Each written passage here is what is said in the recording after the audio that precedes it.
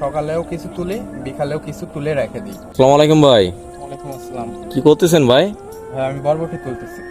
ও, এই সময় বরবটি তুলতেছেন? তোমার বরবটি তুলতেছি, সকালেও কিছু তুলি, বিকালেও কিছু তুলে রেখে দিই। জি জি।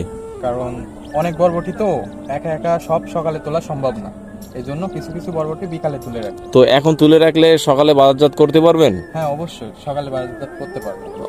বরবটিগুলো শুকিয়ে যাবে না? না না, বরবটিগুলো শুকাবে না, এটা বাসায় নিয়ে এর কিছু কার্যক্রম আছে, সেগুলো জি, জি, করে জি। রাখলে মনে করেন যে সকালে ভালোভাবে বাজারজাত করতে পারবো। জি জি। কত করে বিক্রি করতে পারতেছেন বাজারে?